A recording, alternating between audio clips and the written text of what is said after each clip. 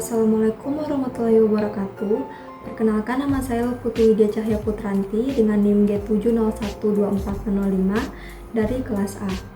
Jadi tujuan saya membuat video ini yaitu untuk memenuhi tugas pendahuluan pada praktikum analisis farmasi pada percobaan 1 dengan judul percobaan pengenalan spektrofotometer UV vis. Spektrofotometer UV vis merupakan suatu metode analisis yang digunakan untuk mengukur kemampuan suatu zat dalam menyerap cahaya pada daerah ultraviolet dan cahaya tampak. Panjang gelombang yang digunakan berkisar antara 200 hingga 800 nanometer.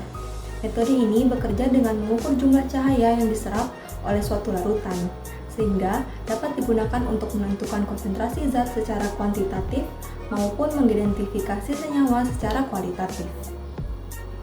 Prinsip kerja dari spektrofotometer UV vis ini didasarkan pada interaksi antara cahaya dan molekul dalam larutan.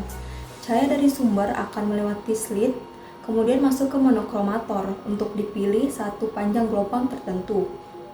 Cahaya tersebut kemudian diarahkan ke sampel dalam kuvet, di mana sebagian cahaya akan diserap oleh molekul dan menyebabkan eksitasi elektron. Sisa cahaya kemudian akan diteruskan ke detektor, kemudian diubah menjadi sinyal listrik dan ditampilkan sebagai nilai absorbansi.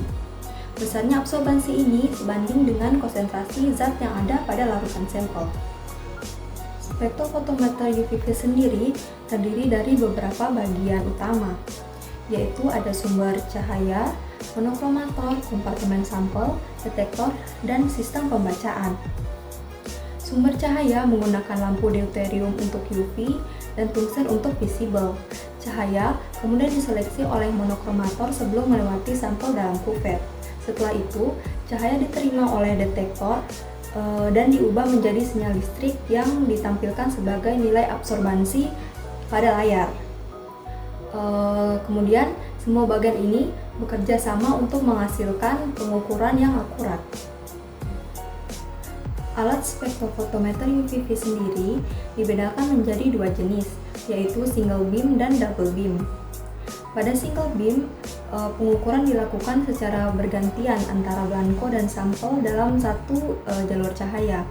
Sedangkan pada double beam, cahaya dibagi menjadi dua jalur sehingga pengukuran blanko dan sampel dapat dilakukan secara bersamaan. Untuk double beam sendiri memiliki keunggulan karena hasilnya lebih stabil dan akurat. Sebelum menentukan suatu konsentrasi zat menggunakan alat spektrofotometer UV vis, kita perlu memahami terlebih dahulu hubungan antara cahaya yang diserap dengan konsentrasi zat tersebut. Hubungan ini dijelaskan dalam suatu prinsip dasar yang dikenal sebagai hukum Lambert-Beer.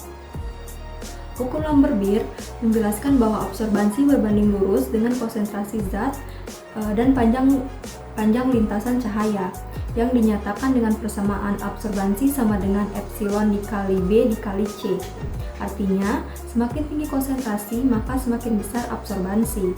Prinsip ini digunakan untuk menentukan konsentrasi zat melalui kurva kalibrasi. Grafik yang terbentuk berupa garis lurus yang akan menunjukkan hubungan linear antara absorbansi dan konsentrasi. Berikut merupakan cara penggunaan alat spektrofotometer UV vis. Penggunaan alat ini dimulai dengan menyalakan alat dan melakukan pemanasan. Kemudian, sampel dan blanko disiapkan dalam kuvet yang bersih.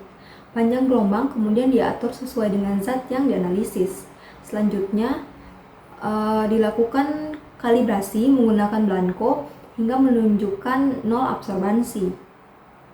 Setelah itu, sampel diukur dan nilai absorbansi yang muncul dicatat untuk menentukan konsentrasi zatnya. Sekian dari saya, kurang dan lebihnya saya mohon maaf. Wassalamualaikum warahmatullahi wabarakatuh.